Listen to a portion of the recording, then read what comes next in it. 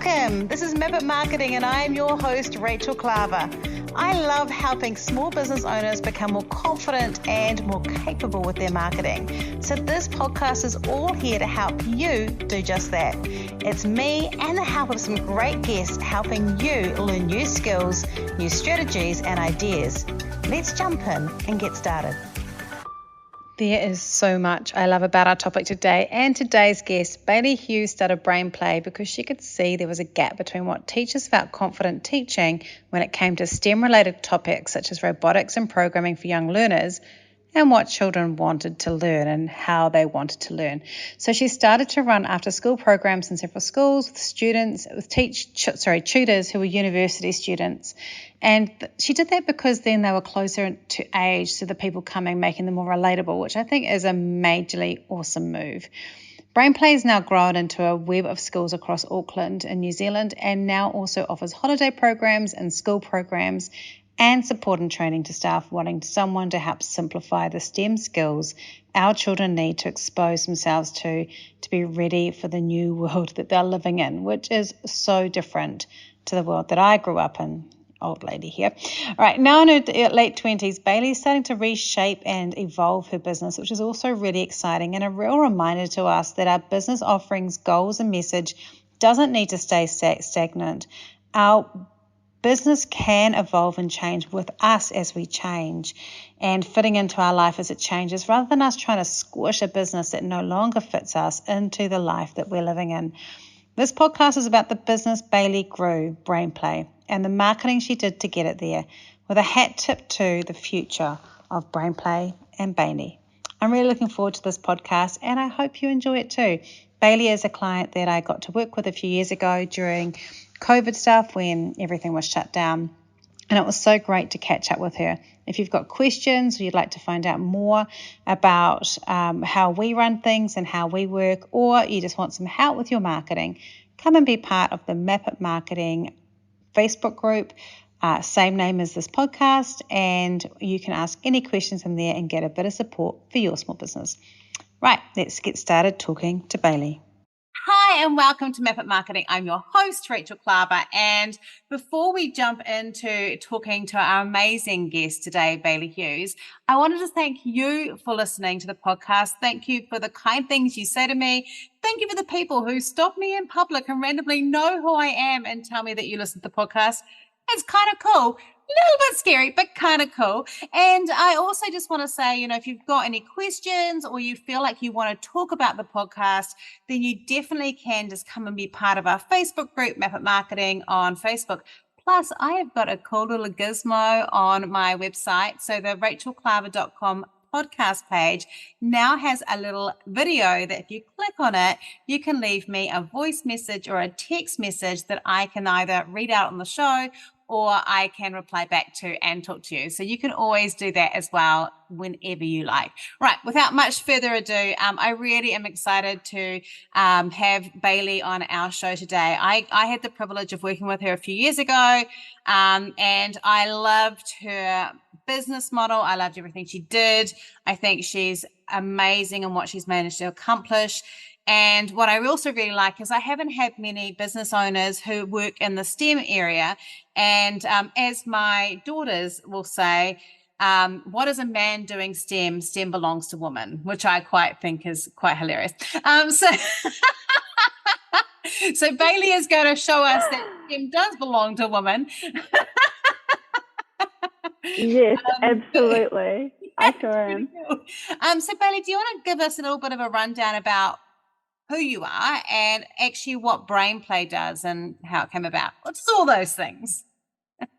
Yeah, sure. So my name's Bayley Hughes. I started Brainplay nearly 6 years ago now. I'm 27, about to be 28. And I've been working full-time at Brainplay for the last 5.5 years. So I pretty much dived in, quit my day job and just sort of said, I'm going to start this business. So I think that was back in March. It must have been 2017. And back then I was just running after school classes focusing on coding. So for kids from the ages of 5 through to 15. And since then, we've transformed completely. So now I sort of like to say that Brain Play is an activity provider. We provide in-school classes, after-school classes, events, holiday programs. We work for organisations like Auckland Council and Ministry of Education, and it's all based on getting kids involved in science and technology. So we've come a long way. And do you feel like the demand has grown because people are starting to, like, I think about, like you're a lovely under 30-year-old woman. I am over 50, and I was one of the first generations that did computers. We had like Commodore 64s in our classrooms. And it's like pretty cool.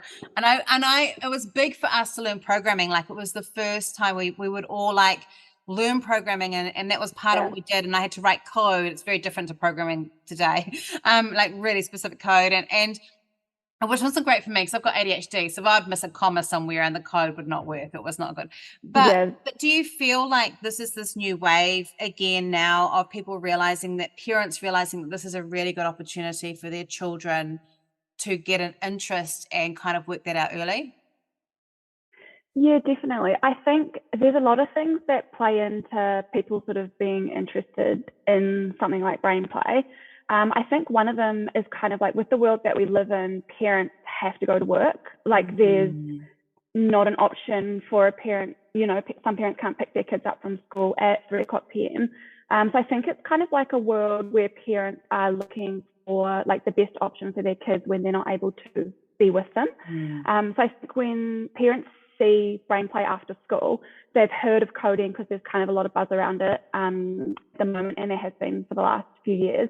Yeah, they hear about coding, they hear about robotics, and then they kind of compare the options, and they're sort of like, look how great this is. My child can walk straight over after school, they can have afternoon tea, and they can actually do something really educational, that can really benefit their future. So I think there's a little bit of that convenience factor, which we're happy to capitalize on. We'd love to have your kids, and we'd love to sort of get them involved in something educational. But yeah, there's a lot more understanding and a lot more buzz around sort of coding and robotics and science and girls in STEM. So yeah, people are starting to understand more, I believe. Do you feel like, has that been also, because I know that when we first talked too, there was more of, I think, I might be wrong, I might have misremembered this wrong, but there was more of a male dominated split. But has that changed? Is that changing?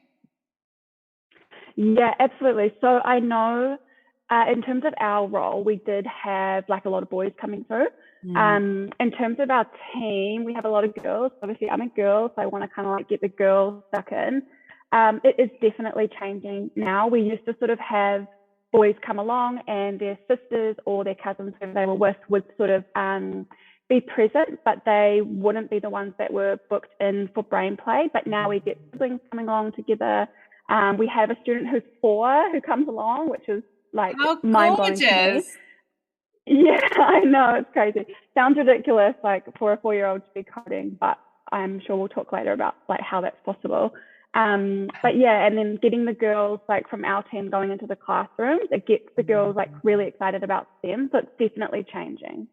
And a question with that, because obviously as you are, 27, almost 28, do you think that part of this is like, what age are your teachers or tutors? Are they younger? Do they tend to be younger? So that there's that, because there's that gap, there's that magical gap, isn't there, for role models, where if they're a bit too old, they start seeing like a parental figure.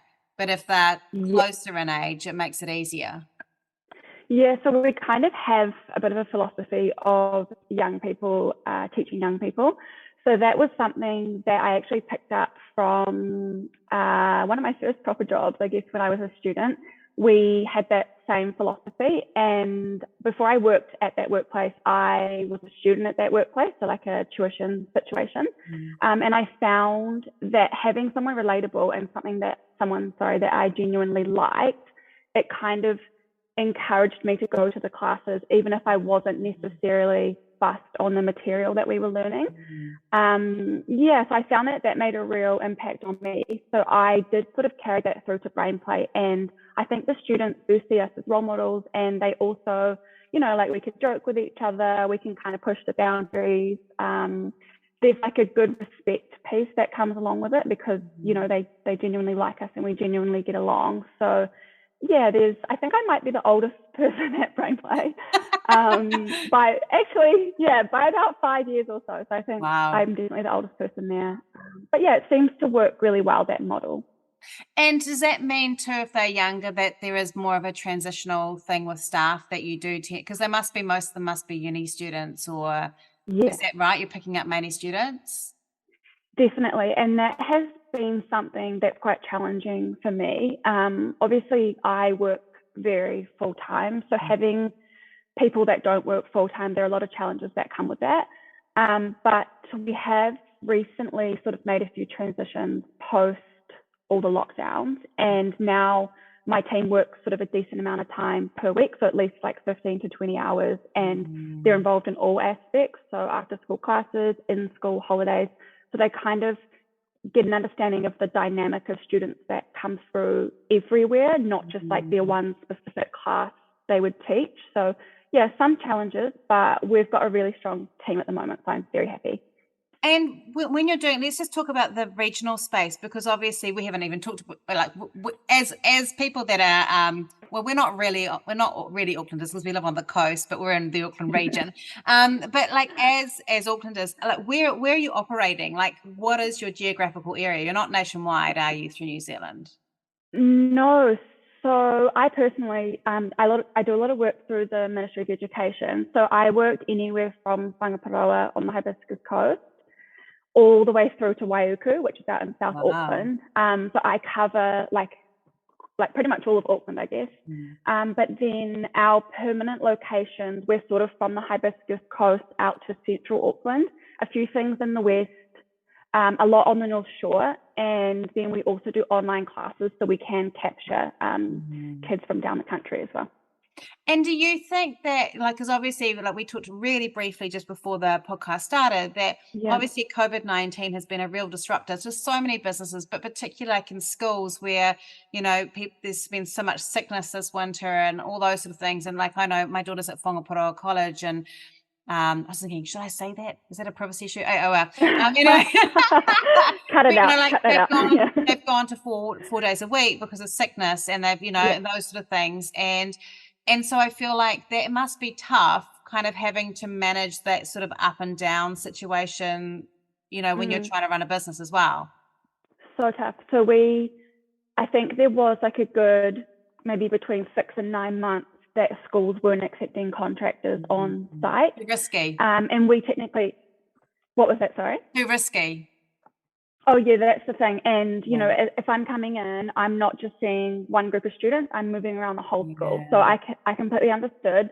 But just because I understood didn't mean that it didn't feel really unfair, you know? And that was for a lot of reasons. It's no one's fault, and like it was no one's decision. Everyone was just trying to do their best. But yeah, as a business owner, it was just so frustrating because I had an awesome team. We had the awesome content. We've got all the gear, but we just physically couldn't get into classrooms. And so do you feel like that's starting to turn a corner now? Like I feel like, well, at the moment we're recording this, it's been nice weather for the last 3 days or something. So I feel like spring's here. But do you feel like it's settling down? Same. Yeah, so I think the way I sort of see it going, and like I'm very hopeful, but I have to be very realistic because we've just had to be for the last few years. But I definitely think we're at the end of returning to the way things had been. Like I can see a world maybe next winter where, you know, restrictions sort of get tighter and people get a bit more wary. But I just think everyone has missed like the socialization, the specialist attention, like in terms of schools getting involved in tech and science. Sometimes we're their only program throughout the year that covers that. So to not have seen us for 2 years, like the school is, you know, they really, really want to get us through and we really want to be there. So I think as summer comes around and things sort of get away from sickness and winter, I do think things are getting back on track and people are getting more involved and schools are happy to have us through. So yeah, we've got plans in case that doesn't last, but ideally I would love for that to last. So one of the things I find really interesting with the space around STEM and coding and robotics and those sort of things, and we did talk before, and you alluded to getting into like how can you teach coding to a 5-year-old. I think that's quite an interesting topic. But I think one of the things I'd love to know, because you have been going for over 6 years, have you seen people? Have you been able to stay in touch with some of those original students? Have they maintained an interest? Or has it just kind of been like another hobby thing that they've kind of picked up? Have you had some kids who have kind of got really into moving into something because of what you've done? Yeah, definitely. So we have a few students who are still here that have been with us from the start. Amazing. Which is just crazy, because obviously we've had to change as they've changed, because at the beginning I tried to plan like 2 years worth of content, but then people request things, like new things come out, that's always changing. We've got a few students who have stuck with us, and then we've got a few students who actually tutor at Brainplay now. Oh, that is so awesome. So I know that they, yeah. So I know they've continued that journey. Like, it's become kind of not a lifelong, because they're still young, but like it's been learning outside of Brainplay, which is really cool to see. So yeah, we definitely get a lot of familiar faces along to events and things, and then we get a few people touching base about what they're doing at school and like sending projects through. So yeah, I think we've made a lasting impact. But my goal is not necessarily the lasting impact. It's sort of the exposure, so that at least students can make an educated decision on whether it's for them or not. I think that exposure was severely lacking.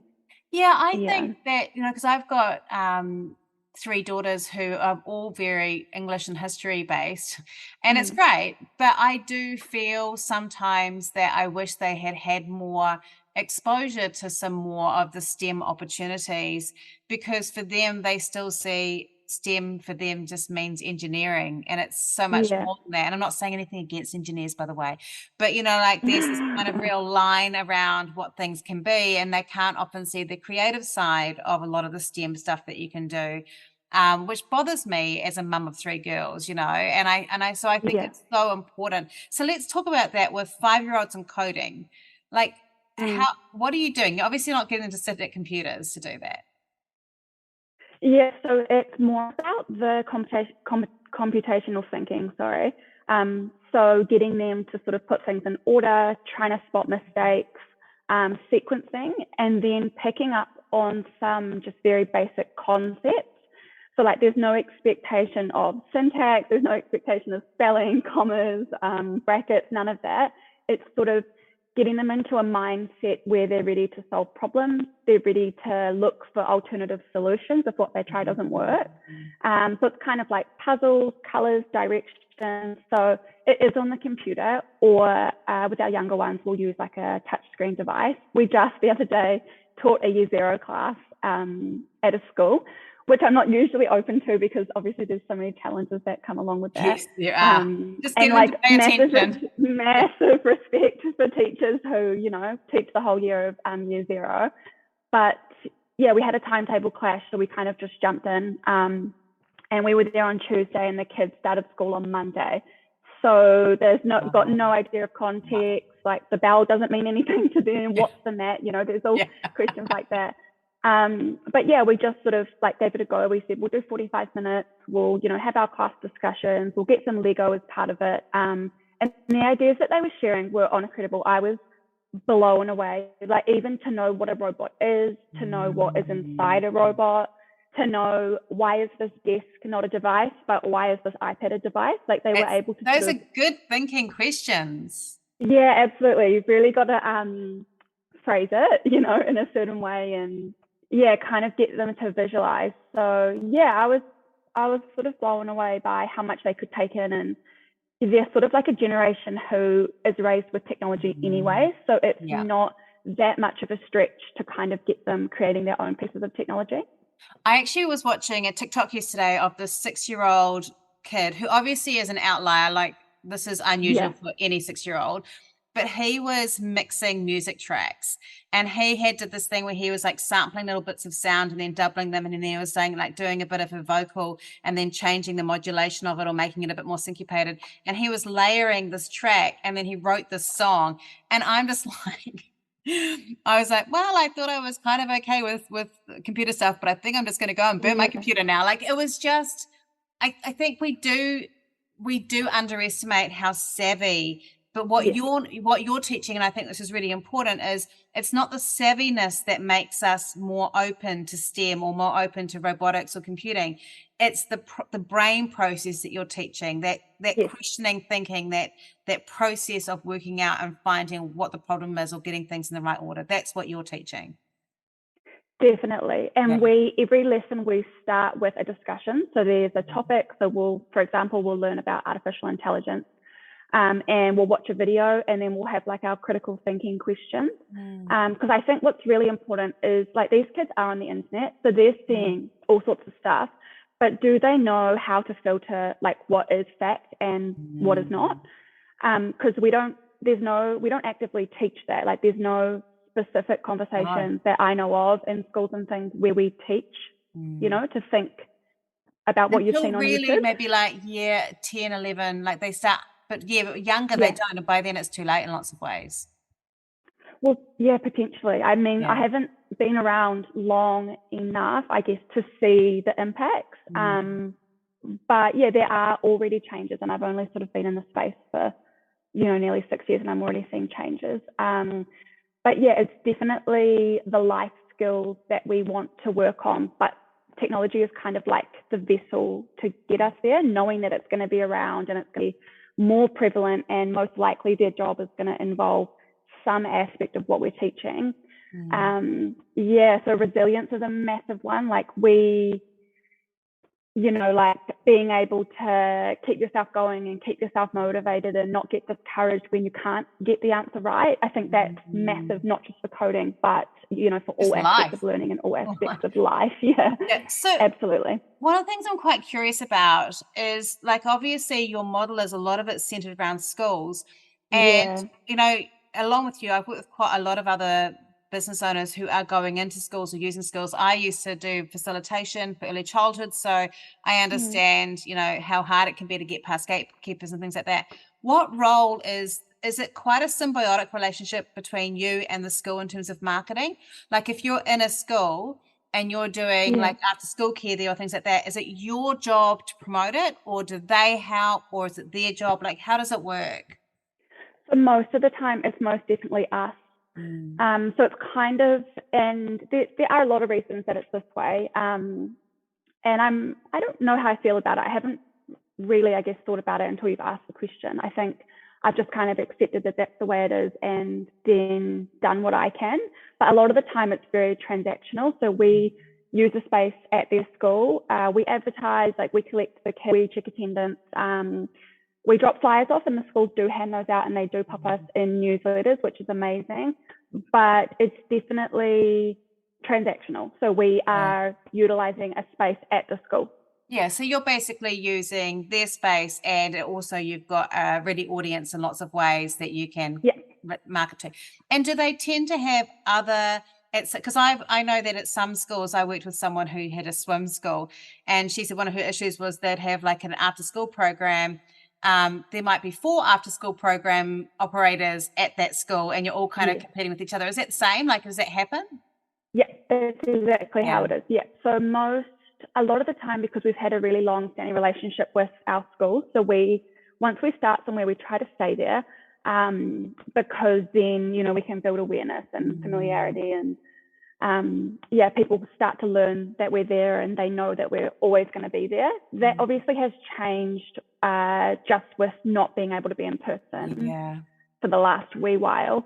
Ask me the question again, sorry, do you mind? No, so do you find like that challenge, like that competition thing, like does it feel with others? Yeah, so sorry, I had a lot of thoughts going on in my mind. I know, I'm the same. I sometimes then go, hang on a minute, what was the question? Yeah. No, that's okay. Thank you. I know you get it. So we do. So if we've got that long-standing relationship, then we're the only one in the STEM domain that will be there, that they'll sort of allow in.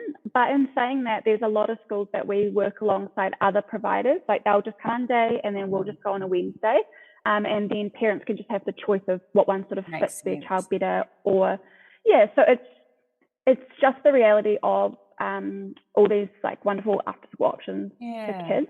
But yeah, we definitely do compete. And do you feel that in terms of like, because you do holiday programs as well, which one feeds into the other? Do you feel like being in a school helps feed into the holiday program, or does the holiday program feed into the school, or is it you can't really see a difference between the two?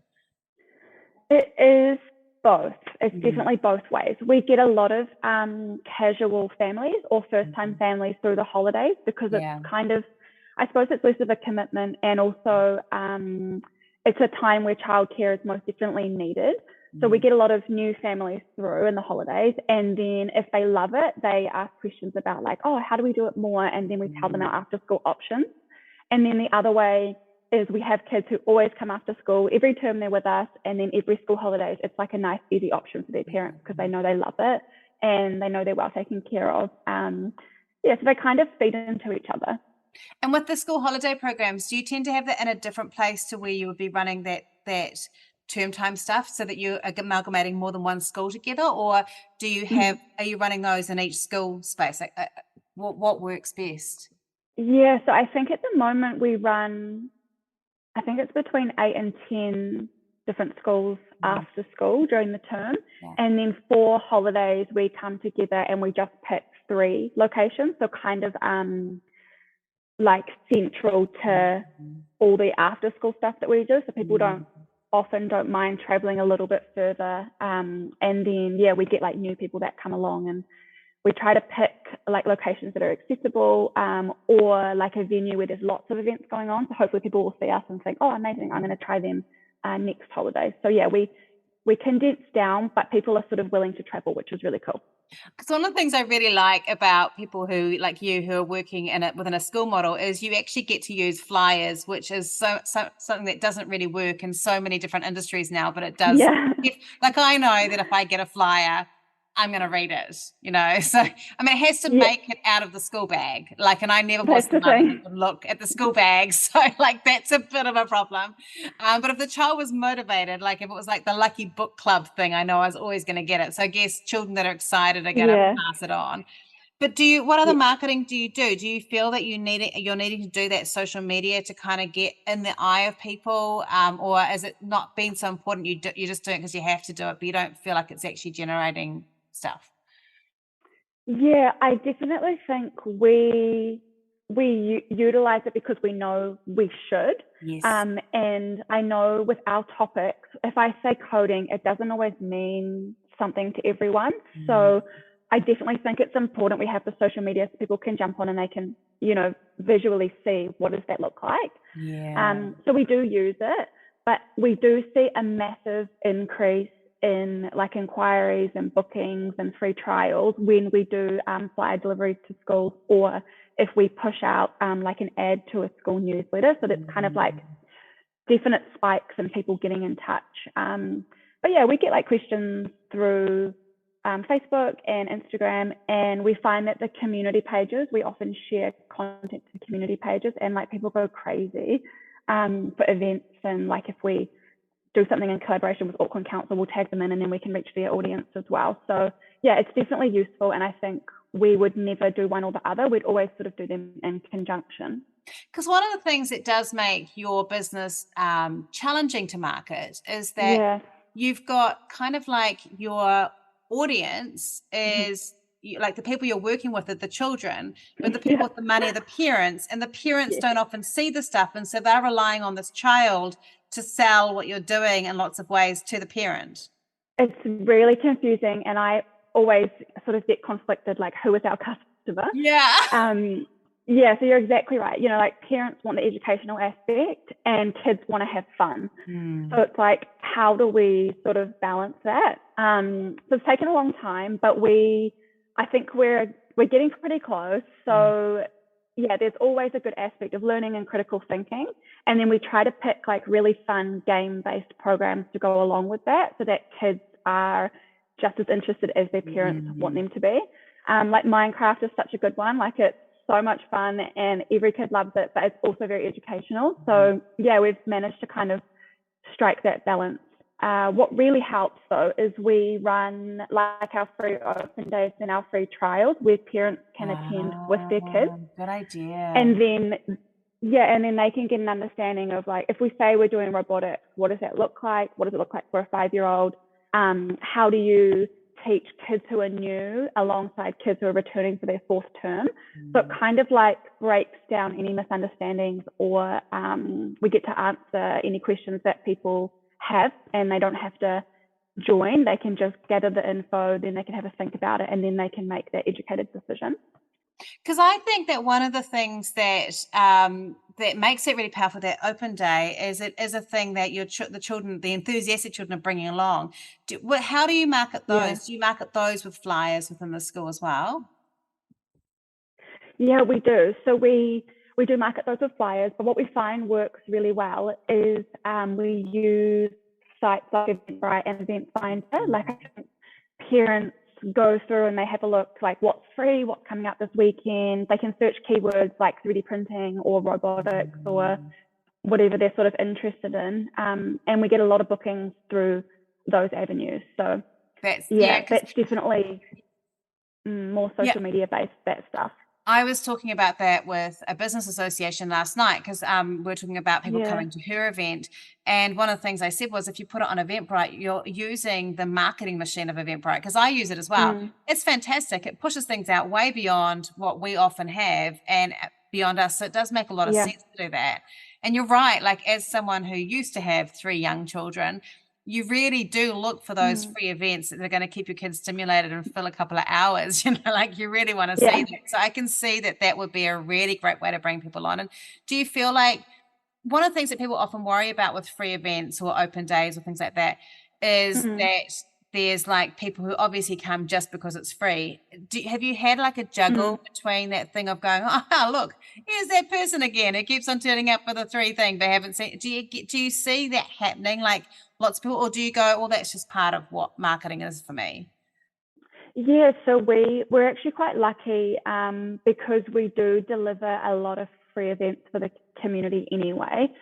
And the way we do that is like through partnerships. Like Auckland Council is like a massive supporter of Brainplay, which is very cool. So they will fund us to run an event that is free for the community to attend. So we actually like when people come along when it is free, because it's like getting the community activated.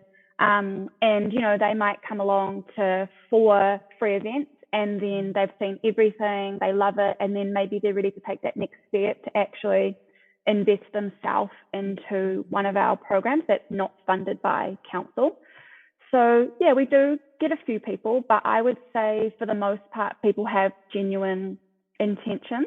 And I think it's because we assign a booking process. So it's not kind of just like put your email down and show up. It's like, here's the booking process, give us your kids' ages, what schools they go to, like any important notes we should know. So I think there's slightly more involved, which kind of brings in people who are genuinely interested. And when I say genuinely interested, I don't mean like they want to join Brainplay. I mean like they really want to know more about science and tech, and they really want their kids to be involved in it. So yeah, we haven't had too many, I don't want to say issues, but I can't think of a better word, but we haven't had too many of those occurrences. You're feeling like it's still a really valuable thing to do, because I also agree that free events can really do that, but often people really worry that a free event is sending the wrong message. But I think that it's perfect, especially for your model. Like, it fits really well. Yeah. I think like you're removing a barrier. And the understanding piece is huge. Like, there's not many parents that would book right away if they had a 6-year-old and they were going to a robotics class. I think a lot of parents would want to see, what does that look like? So we love like people coming along, and we love them to be busy because it's like a good atmosphere, and it's good energy. Because one of the things that is a challenge for your business is that, because there's 2 things. One of them, it's a benefit of your business, is I can already tell from the way you talk, and also, you know, a few times we talked before, you're really good at working out that kind of operational structure or operational manuals, and really planning and scheduling things in, which is probably one of the reasons why the business has grown and has also managed to become quite well established. Because if you don't have that organizational structure, no amount of creativity is going to keep it going. Yeah, thank you. Well, it's true. Like it's, like even like when you're talking about how to try and create that, and we've talked about this before, trying to create that team environment when you do have like this rotating staff, just because of the age of the people, there's a challenge, and working really hard on that has been really paid off for you. Do you have aspirations, like if you could wave a magic wand and had like 3 of you, do you have aspirations to go, I'd love to take this national? And if it was, would it be something that you feel you could do yourself, or was it something that you feel you would definitely need to at that point get someone else to help support that or make that happen with you? Yeah, that is such a good question. And it's very well timed because I've been thinking about this a lot recently. Yeah, so my answer is messy, but it's a work in progress, and everything is sort of a work in progress. So it's really hard for me when you sort of get into a business, you do it for kind of one of 2 reasons. So one is it's your passion and it's what you want to do and it fulfills you. And the other is you want to own a business and you want to make money and you want to have that flexibility. So I'm definitely that passion person. So where I kind of get stuck is when it comes to the business side of things. Yes. So I want to walk away feeling like fulfilled and like I've made a difference, and like, I'm making an impact, and look at these amazing families that we've been able to reach and form those relationships and know every student and know their family and know where they live. And so I'm very like emotionally driven. But I think if you go into the territory of spreading nationwide or overseas, you have to kind of put that away, and you've got to be more business driven, which I also can do. Like I wouldn't have gotten this far if I couldn't do that. So it's very conflicting to me. What I'm kind of focusing on at the moment is just really solidifying what we've got. Like I had to grow really quickly because there were a lot of organizations who popped up offering the same as Brain Play. And I was like, look, I've got to be quick, otherwise we're going to miss out. So really quickly I picked where we were going to start and was like, let's do it. Let's like jump into these 15 schools, and it doesn't matter if the classes aren't full, we're just going to do it and establish our presence, which worked at the time. But now I'm sort of thinking about what is really important to me and what is going to kind of give me energy to like make those big business moves. And that is working in schools. Like schools are so desperate for someone to come in and deliver this fantastic content in a way where not only students can learn, but teachers can also learn. The community, like some communities don't, like you say BYOD, not every community in Auckland, New Zealand can bring a device along. Yeah. That's right. And why should they miss out because they don't have access to the resources? Like it doesn't sit right with me that others get more opportunity. So the community stuff is really important to me at the moment, and then also the Ministry of Education stuff, because often it's students who've been removed from school that I work with, or they have a lot of challenges that they face. So it can be autism, it can be OCD, it can be trauma, it can be all of the above. They may be not at school, they may be at school 2 hours a week. So it's just, I've decided to sort of focus on the things that really fulfill me, because I think that's going to give me the energy to make better business decisions in the future. So I really love that, because it took me a long time in my life to work that out. And, and I was like, we were talking about before when you asked, how I was going, I've built this business now where I get to create content at least 2 days a week and podcast or write and things like that.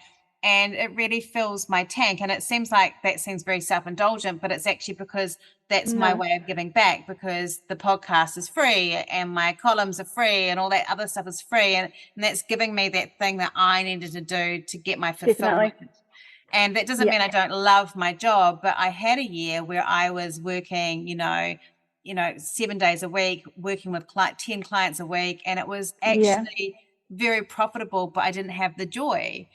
And I don't want it anymore. I want to only work with the people that I feel are the right people to work with now. And so I really understand that. I am going to recommend a book to you, though. You might have seen me look down before, but it's because I was like, I couldn't remember the name of the book.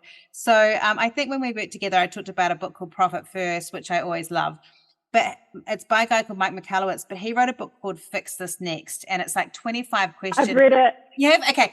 Because the reason I want to bring it up, because something you said, and it's funny because this thing has been in my head before we talked all week. So we've been talking about with heaps of people. If you want to make an impact, you have to have a profit, like have to have the profit sort of first. And so I really see that juggle of going, I need to follow my bliss a little bit of what I really think is important. And then the other side is to make more impact, there has to be this money in there for that to flow. Absolutely. It's such a juggle. Yeah, it is. And it's such a, I think in that book, or it might be a similar one, there's like the hierarchy that they talk about. That is, it's in that book, you're exactly right. Yeah, so you can't achieve your end goal without all of these steps in that direction. So it's kind of, balancing like staying motivated and staying sane, like getting through all these really tough times and making these tough decisions, and not necessarily doing the work that you like. There's so many things I want to do, but I need to kind of fill in those steps before I get there. So it's really hard to balance, but I feel like I've made a decision, like I've got a lot of clarity, and at the moment I need to do what gives me energy. And because I have for the last 5 years worked myself into a position where I can finally do that. Yeah. Because I think that's the other thing that's really important. Like I have such a belief that nothing is ever wasted. And like I look back to when I was doing early childhood facilitation, and I was working with parents and teachers with children who had learning difficulties and behavior issues. And I was using some of that behavior issue stuff around how the brain works and stuff with my coaching clients last week around learning new skills and the way we react when we're learning new skills. And I was like, well, I never would have been able to teach this if I hadn't gone and followed that bliss for a few years. Absolutely. And that's the benefit of being 27, about to be 28, is you've definitely got time for that. I was at my partner's workplace just last week, and we were having a conversation about how, like I was saying, it's been so hard and like it's been such a struggle, and there's been so many days where I just didn't want to do it anymore.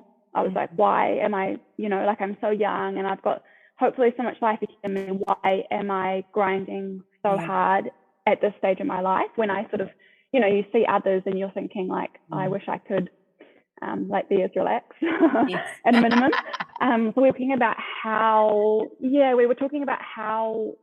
it's so hard to do that as not a young person, because I had no liabilities. Like I had no one counting on me. I didn't have a house that I had to put on the line.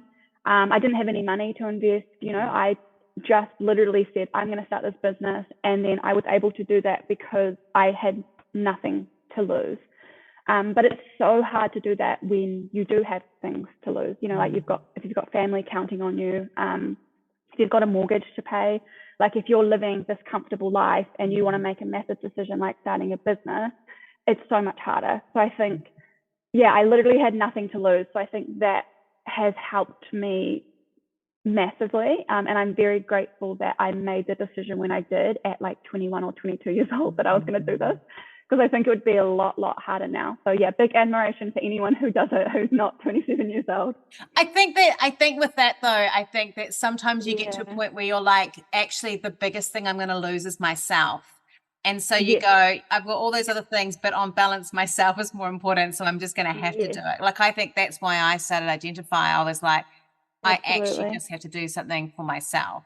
And I think there are, and I think the more we learn to tap into what's important for us, it's good. Now, if people want to get hold of come along to Brain Play or enroll their children, where would they come to find out about it? Yeah, absolutely. So our website is the best place. So it's just brainplay.co.nz. So I am lucky enough to work from home. We don't have an office. There's no head office. It's just my dining room table or my bedroom desk, like nothing fancy. But we are in quite a few places, across Auckland, like we spoke about earlier. But if you jump on our website, there's like after school info, there's holiday info, there's event info, and events are the things that are mostly spread across Auckland. So you can find us somewhere nice and local. if schools want to get in touch, they can as well, and then we can come in and sort of show them what it's all about, and really take over and teach the kids some science and tech. That's awesome. Bayley, thank you so much for being part of the show, and all exciting with the new changes, and all the best with everything that's going on. Yeah, thank you. I really appreciate it. I hope you enjoy listening to Bayley as much as I enjoyed talking to her, and I'm really excited to hear from her in the future about where she's going and what she's doing as she changes and evolves with her business Brainplay. But I wanted to bring through a few ideas from her that you could also apply to your business. First, if you've got questions about today, do come and be part of our Facebook group, Map It Marketing. And of course, if you're wanting help with your content marketing, start with my book, Be a Spider, Build a Web. The link is in the show notes. And it's a book that I'm really proud of because it's all about how to build a trust-based marketing business around your marketing that helps people trust you and fall in love with you. Right, here's a few things I'd like to take from this. The first is, I want you to ask yourself, is your business serving the life that you want to have or the life you're heading to? Because if it's not, make some changes. Be brave. Do that because this is your business and you get to do that. The second thing is, I love that, and we talked about, Bayley using young staff to help her, which obviously partly also probably kept costs down, meant that she had flexibility around those sort of things, and she had a more relatable person for her target market. But the flip side was they have a finite time that they can work with her, and she had to manage that whole turnover thing. So one of the things in business is sometimes we have to be aware of the choices that we're making. They have lots of positives, but they also have negatives, and balancing that up can be really important. And the third thing is, remember, your business can evolve as you do. As you gain new skills, as you do more things, you may find different niches that you want to explore and do. By all means, do that. That's something that I have done this year as I've moved more into just coaching and strategy around content marketing. I am one happy person, one happy marketer doing that. And that took me a long time to walk through and process, but it is a thing. Don't always just jump and make a big jump. You may have to do it as an evolution, but don't be afraid of changing and evolving your business when it no longer serves the person you were when you first started it. Right, next week it's just me, and I'm looking forward to teaching you about some things I'm learning about marketing at the moment. Until then, have a great week, won't you? If you love what you heard today, be sure to hit subscribe. And if you loved this episode in particular, I'd love it if you shared it on social media. Remember to tag me in so I can say thank you. Have a great week, and we'll talk soon.